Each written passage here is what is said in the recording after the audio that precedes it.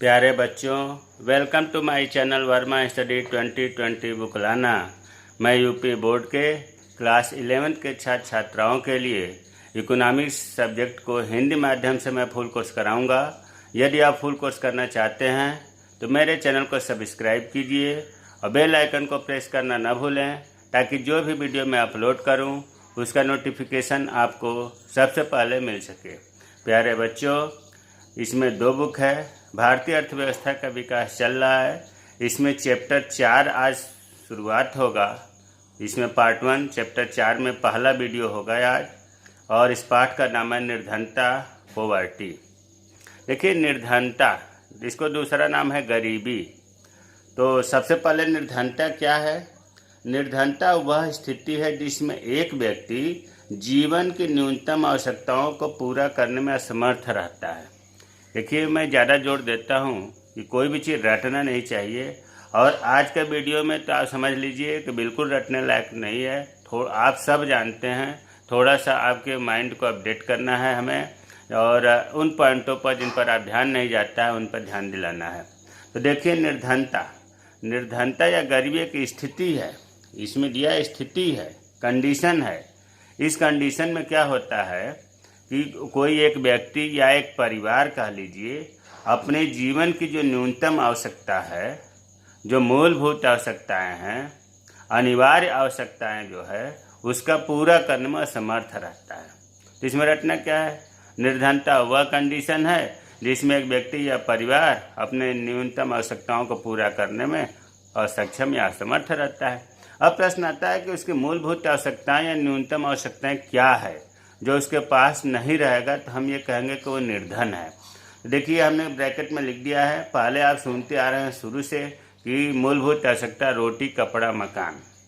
तो वही चीज़ है। रोटी का मतलब ये नहीं हुआ कि केवल रोटी ही चाहिए, दाल या सब्जी नहीं चाहिए। यहाँ भोजन से मतलब है कि प्रत्येक व्यक्ति को भोजन के बिना काम नहीं चलेगा। ये न्यूनतम या मूलभूत आवश्यकता है। दूसरा, कपड़ा, तन को ढकने के लिए कपड़ा बहुत ज़रूरी है। तीसरा है मकान, रहने के लिए, सर को ढकने के लिए छत की ज़रूरत पड़ती है, अर्थात मकान की ज़रूरत है। रोटी, कपड़ा, मकान का मतलब हुआ कि फूड, क्लॉथ्स और हाउस, ये 3 चीज़ ज़रूरी है। इसमें अब 2 और जोड़ दिया गया। चौथा, शिक्षा, एजुकेशन भी बहुत ज़रूरी है। अगर कोई व्यक्ति के पास रोटी भी हो, कपड़ा भी हो, मकान भी हो, और एजुकेशन नहीं है, साक्षर नहीं है, निरक्षर है, तो वो भी गरीब है सरकार की नज़रों में। और 5वां, स्वास्थ्य, हेल्थ भी बहुत ज़रूरी है, स्वस्थ रहना भी बहुत ज़रूरी है। तो ये 5 मूलभूत आवश्यकताएं हो गए। हमारे हिसाब से तो एक और हो जाना चाहिए, छठा, स्वच्छता, क्योंकि गवर्नमेंट स्वच्छता पर, साफ सफाई पर इतना ध्यान दे रही है। ये भी मूलभूत आवश्यकता है। तो अब आपको न्यूनतम आवश्यकता या मूलभूत आवश्यकता समझ गए कि 5 होता है: रोटी, कपड़ा, मकान, शिक्षा, स्वास्थ्य। अब अगला प्रश्न आता है। देखिए, इस इम्तहान में आएगा भी नहीं। मैं बता दे रहा हूँ कि आज के वीडियो में जो चीज़ महत्वपूर्ण होता है उसे मैं बता देता हूँ, लेकिन उस महत्वपूर्ण चीज़ को जानने के लिए कुछ फंडामेंटल, कुछ आधारिक चीज़ें ज़रूरी है। इसलिए अब निर्धन कौन है एग्जाम में आएगा नहीं, लेकिन निर्धनता पढ़ने के लिए इसे जानना ज़रूरी है। अब देखो, निर्धन कौन है? अगर आप ही लोगों से पूछा जाए कि हाँ भाई, इनमें से गरीब कौन है, तो आप कहोगे मैं भी हूँ, मेरे पास मोबाइल एप्पल का नहीं है, कार नहीं है ना? तो कहने का मतलब मैं भी गरीब हूँ? नहीं। अभी आपने देखा कि जो न्यूनतम आवश्यकताओं को पूरा करने में असमर्थ हो वो निर्धन है। और जो आस पास में आप देखते हैं पब्लिक को, जनता को, उसमें 2 तरह के लोग होते हैं, धनी लोग और निर्धन लोग।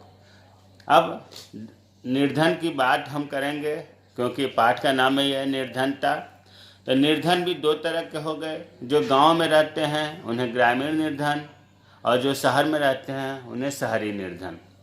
अब ग्रामीण निर्धन की विशेषता देखो, जो गांव के निर्धन व्यक्ति हैं, गरीब व्यक्ति हैं, उन पर खेती नहीं होती है, कृषि भूमि नहीं होती है, और अगर किसी के पास भूमि भी है तो वो बंजर है, अनुपजाऊ है। क्यों ऐसा? क्योंकि उनके पास पैसा ही नहीं रहता है कि उसमें उर्वरक डालेंगे, उसमें फसल बोएंगे, अर्थात वो धीरे धीरे खेत खराब हो जाता है। जो गांव का निर्धन व्यक्ति है वो अपने छोटे मोटे गांव में ही काम करके अपनी रोजी रोटी जीविका को चलाते हैं। कितने तो ऐसे भी ग्रामीण के गरीब बेचारे हैं जो उनको दिन में 2 बार का भोजन भी नहीं मिलता है। ये तो ग्रामीण निर्धन की मुख्य बिंदु हुआ। अब आते हैं शहरी निर्धन, जो शहरों में गरीब हैं लेकिन शहर में रहते हैं। देखो, जो फेरी वाले हैं जो घूम घूम करके कोई सामान बेचते हैं, गली में काम करने वाला मोची है जो जूता चप्पल की सिलाई करते हैं, मराई गूंथने वाली महिलाएं हैं, कागज़ कतरन बीनने वाले बच्चे हैं। आप देखते होंगे अगल बगल कंधे पर कट्टे को लटकाए हुए, बोरे को लटकाए हुए, इसमें बोतल और प्लास्टिक की सामान, कागज़ रफ्ती बीनते रहते हैं। रेहड़ी वाले, भिखारी हो गए, ये क्या है? शहरी क्षेत्रों की गरीब हैं, निर्धन हैं। इनमें तो बहुतों के पास, जो अभी ऊपर उदाहरण बताए, इनमें बहुतों के पास अपना मकान भी नहीं है। तो अब आपको थोड़ा सा आइडिया लग गया होगा, जानते तो सब कुछ हैं कि शहरी गरीबी और गरीब और ग्रामीण के गरीब में क्या मुख्य विशेषता है।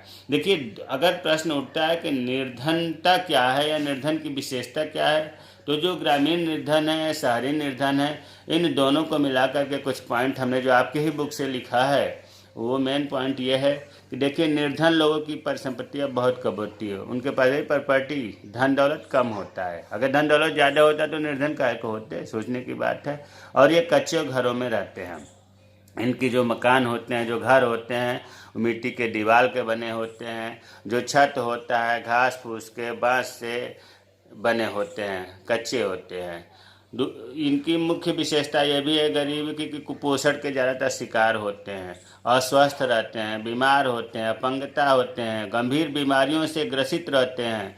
और जब अस्वस्थ होंगे या गंभीर बीमारियों से परेशान होंगे, बीमार होंगे, तो क्या होगा? शारीरिक रूप से कमज़ोर होंगे।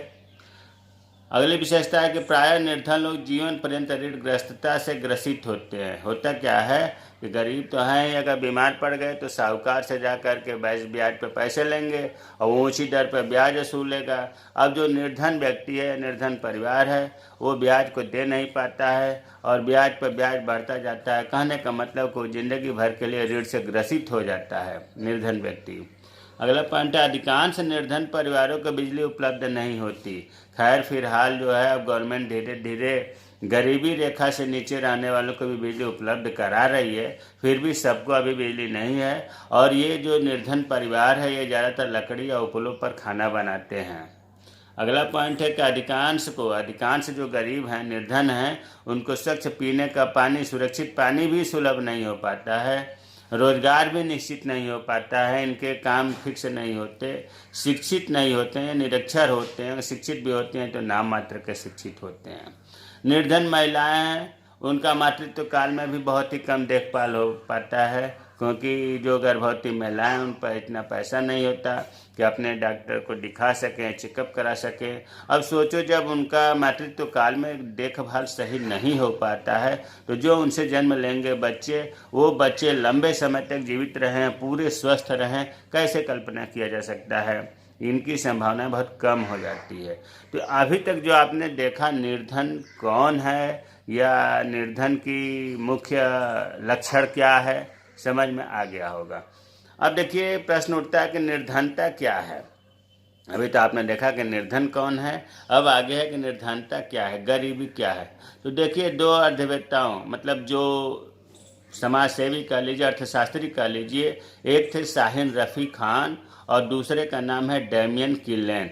इन्होंने निर्धनता की स्थिति को, निर्धनता की कंडीशन को बहुत अच्छे से व्यक्त किया है। मैंने तो पढ़ा तो बहुत हमें लगा कि ये दोनों जो अर्थशास्त्री हैं, कितनी अच्छी बात लिखे हैं, सभी बिंदुओं पर ध्यान दिए। आप भी देखें। देखिए, इनके हिसाब से निर्धनता क्या है, तो इन्होंने बताया कि निर्धनता भूख है। किसी को भूख लगी और खाने को नहीं मिल रहा है, उसके पेट में संतुष्टि नहीं मिल रही है कि वो खाना खाए, अनाज ही नहीं मिल रहा है, भोजन नहीं मिल रहा है, तो क्या है? निर्धनता भूख है। निर्धनता बीमार होना है।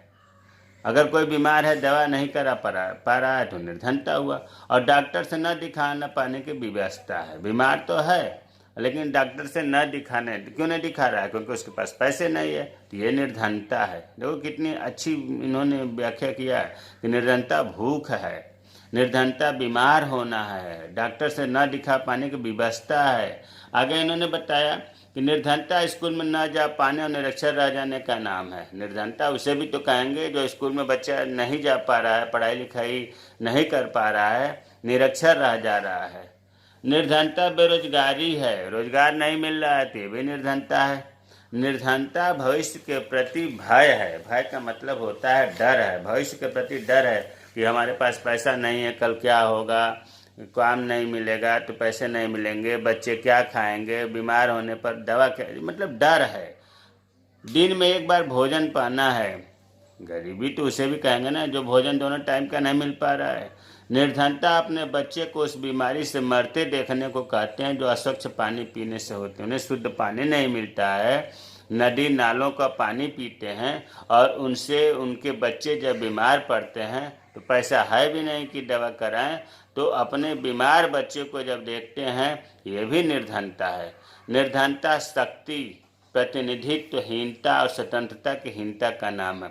शक्ति का मतलब ये हुआ कि उनके पास इतनी शक्ति नहीं है कि कानून के द्वारा अपनी उचित मजदूरी मालिक से ले सकें। प्रतिनिधित्वहीनता, उनके बीच का कोई भी नेता नहीं बन पाता है, आगे सरकार तक बात पहुंचाने के लिए कोई प्रतिनिधि नहीं हो पाता है। और स्वतंत्रता की हीनता, हमेशा ये दबाव में रहते हैं, चंगुल में रहते हैं, साहूकार से लेकर के मालिक तक। ये सब चीज़ें निर्धनता है। अब आगे है निर्धनता के प्रकार। निर्धनता के प्रकार और आगे आपने पढ़ेंगे निर्धनता का वर्गीकरण। देखिए है तो लगभग दोनों एक ही चीज़, थोड़ा सा अलग ढंग से वर्गीकृत किया गया है। तो पहले निर्धनता के प्रकार में दो प्रकार है, सापेक्ष निर्धनता, निरपेक्ष निर्धनता। सापेक्ष का मतलब होता है अपने सापेक्ष, किसी से तुलना करना। देखिए परिभाषा में लिखा है किसका अभिप्राय सापेक्ष निर्धनता का अन्य व्यक्तियों, क्षेत्रों या राष्ट्रों की तुलना में लोगों की गरीबी से होता है। होता क्या है कि जब हम आपस में आसपास में अपने से किसी की तुलना करते हैं, जैसे मान लीजिए कि हम कहीं यात्रा कर रहे हैं और हमारे सामने कोई ऐसा व्यक्ति आ जाए जिसके गंदे कपड़े हो, फटे पुराने हो, दाढ़ी बड़ी हो, नहाया ना हो काफ़ी दिन से, तो हम ये कहेंगे बेचारा बहुत गरीब है। अपने से तुलना कर लिया। तो ये व्यक्तियों के साथ भी होता है, क्षेत्रों के साथ। जैसे मान लीजिए कि हम पढ़ते आ रहे हैं कि बिहार में बहुत गरीबी है, जबकि खनिज संपदा बहुत सबसे ज़्यादा वहाँ है, लेकिन बिहार के लोग गरीब हैं। साक्षरता दर वहाँ कम है, तो क्षेत्र की भी तुलना कर रहे हैं। राष्ट्र की तुलना भी होती है। राष्ट्र जैसे मान लो हम कहेंगे कि अमेरिका धनी देश है, विकसित देश है, और हमारा भारत विकासशील देश। अमेरिका के सापेक्ष हमारा भारत गरीब है। तो अब आपको समझ में आ गया होगा कि सापेक्ष निर्धनता का मतलब किसी व्यक्ति के द्वारा, किसी क्षेत्र के द्वारा, किसी राष्ट्र की जब तुलना की जाती है तो उसे हम कहते हैं सापेक्ष निर्धनता। दूसरा होता है निरपेक्ष निर्धनता।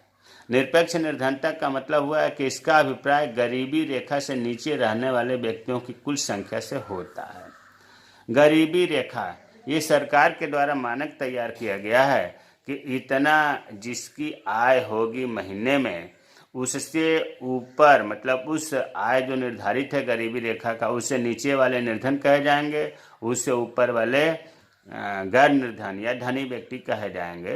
तो गरीबी रेखा का कितना आकलन है, कितना पैमाना है, ये आगे हम पढ़ेंगे। तो आप इस समझ लो कि गरीबी रेखा से नीचे रहने वाले व्यक्तियों की कुल संख्या को निरपेक्ष निर्धनता कहते हैं। दूसरा वर्गीकरण है निर्धनता का वर्गीकरण या श्रेणियाँ। देखिए ये बहुत महत्वपूर्ण है। निर्धनता के वर्गीकरण को या श्रेणियों को 3 भागों में बांटा गया है: चिरकालिक निर्धन, अल्पकालिक निर्धन और गैर निर्धन। चिरकालिक निर्धन, नाम से ही लग रहा है चिरकालिक। चिरकाल का मतलब होता है बहुत लंबा पीरियड, दीर्घकालीन पीरियड, लॉन्ग टर्म पीरियड। वे व्यक्ति या परिवार जो अपनी मूलभूत आवश्यकताओं को पूरा करने में असमर्थ हैं, जो सदैव निर्धन होते हैं। वो व्यक्ति या परिवार जो हमेशा गरीब रहते हैं या लंबे समय से गरीब हैं, अपनी आवश्यकताओं को, मूलभूत आवश्यकताओं को पूरा नहीं कर पाते हैं। जैसे मजदूर, अनियमित मजदूर, इसको रोज काम नहीं मिल पाता है, तो ऐसे व्यक्ति को, ऐसे परिवार को कहते हैं चिरकालिक निर्धन, जो सदैव गरीब रहते हैं।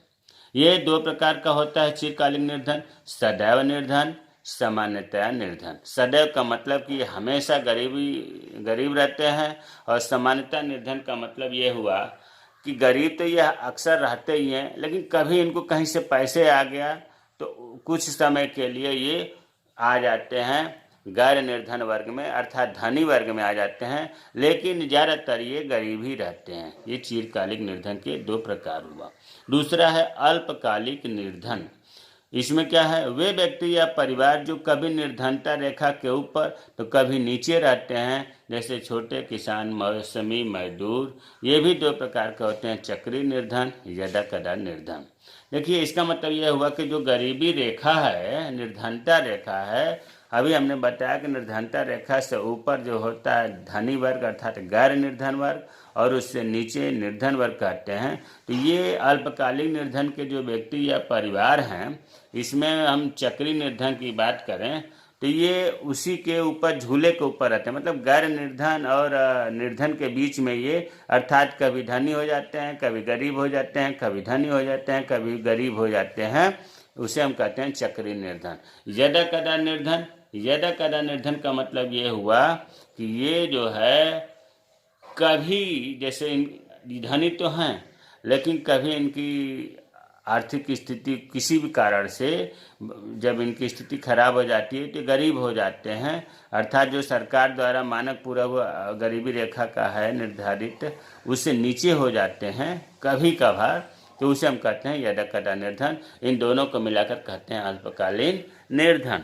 और तीसरा है गैर निर्धन। गैर निर्धन का मतलब होता है कि निर्धन से अलावा, अर्थात ये धनी व्यक्ति, अमीर होते हैं वे व्यक्ति या परिवार जिनके पास आय के निश्चित स्रोत होते हैं, अर्थात इनकी महीने में सैलरी होती है, आय की कमाई बढ़िया होती है, ये कभी निर्धन नहीं होते हैं, अर्थात ये गैर निर्धन कहलाते हैं। अब इसको देखो, एक चित्र के माध्यम से समझेंगे। जो अभी निर्धनता का वर्गीकरण आपने पढ़ा, चिरकालिक निर्धन, अल्पकालिक निर्धन, गैर निर्धन, इसको जो है हमें कुछ ग्राफ के मामले में बहुत आसान है, बहुत इफेक्टिव है। थोड़ा सा ध्यान देंगे तो रटने की जरूरत नहीं पड़ेगी, आसानी से समझ में आ जाएगा। अब देखिए, जो हमने यहाँ से यहाँ तक सीधे स्केच की लाइन खींचा है, इसे हमने मान लिया निर्धनता रेखा। निर्धनता रेखा का मतलब गरीबी रेखा। अब इस निर्धनता रेखा से ऊपर जो भी आते हैं, जो व्यक्ति या परिवार आते हैं, उनको हम कहते हैं गैर निर्धन वर्ग, मतलब अमीर वर्ग, धनी वर्ग। ये चीज़ क्लियर हो जाना चाहिए कि निर्धनता रेखा से ऊपर वाले जो भी व्यक्ति या परिवार आते हैं उन्हें हम गैर निर्धन वर्ग कहते हैं, और निर्धनता रेखा से जो नीचे व्यक्ति या परिवार आते हैं उन्हें हम निर्धन वर्ग कहते हैं।